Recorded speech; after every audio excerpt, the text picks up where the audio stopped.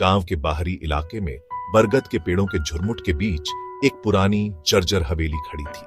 स्थानीय लोग उससे दूर रहते थे, फुसफुसाते थे कि वह शापित है और उसमें पिछली सदी में हुई एक भयानक त्रासदी की आत्माएं कैद हैं। एक रात 3 दोस्त रवि, सीमा और अमित रोमांच की तलाश में हवेली में घुसने की हिम्मत करते हैं। दरवाजा चरमराता हुआ खुला और वे अंदर दाखिल हुए। धूल भरी हवा और सड़ती लकड़ी की गंध ने उनका स्वागत किया। कमरे खाली थे, फर्नीचर पर सफेद चादरें ढकी हुई थीं, जैसे भूतियां आकृतियां।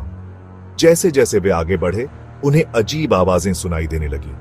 फर्श पर धीमी फुसफुसाहट और कराहने की आवाजें, हालांकि वे अकेले थे।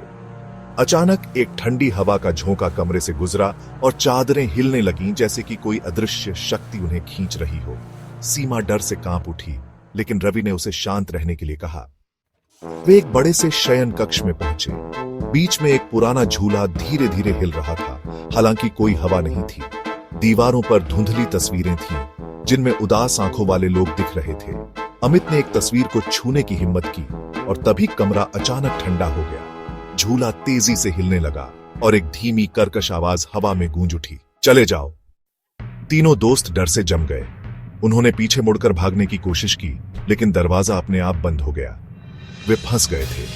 आवाज फिर आई, इस बार और तेज, और ऐसा लग रहा था जैसे वह उनके चारों ओर से आ रही हो। कमरे की चीजें हिलने लगीं और दीवारों पर की तस्वीरें हिलने लगीं, जैसे कि वे जीवित हो उठी हो। सीमा चीख उठी और रवि ने उसे पकड़ लिया। अमित एक कोने में दुबक गया, डर से कांप रहा था। तभी झूले पर बैठी एक धुंधली आकृति दिखाई दी। यह एक औरत की आकृति थी, जिसका चेहरा दुखी और भयानक था। उसकी आंखें खाली थीं और उसके हाथ उनकी ओर बढ़े हुए थे। तुमने मेरी शांति भंग की, उसकी आवाज एक ठंडी हवा की तरह थी। तीनों दोस्त डर के मारे चिल्ला पड़े। रवि ने दरवाजे पर लात मारी, लेकिन वह टस से मस नहीं हुआ। आकृति धीरे धीरे उनकी ओर बढ़ने लगी।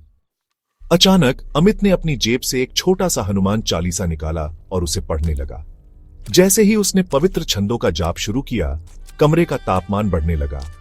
धुंधली आकृति पीछे हटने लगी। उसकी भयानक अभिव्यक्ति पीड़ा में बदल गई। उसकी चीख हवा में गूंज उठी और फिर वह धुएं के बादल की तरह गायब हो गई। झूला रुक गया और कमरा फिर से शांत हो गया। दरवाजा अचानक खुल गया।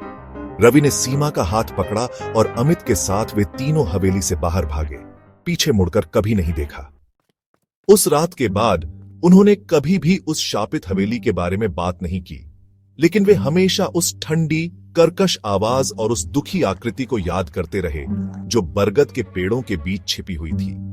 उन्हें पता था कि उन्होंने कुछ ऐसा देखा था जो इस दुनिया का नहीं था, और वे हमेशा उस रात के डर से सहमे रहेंगे।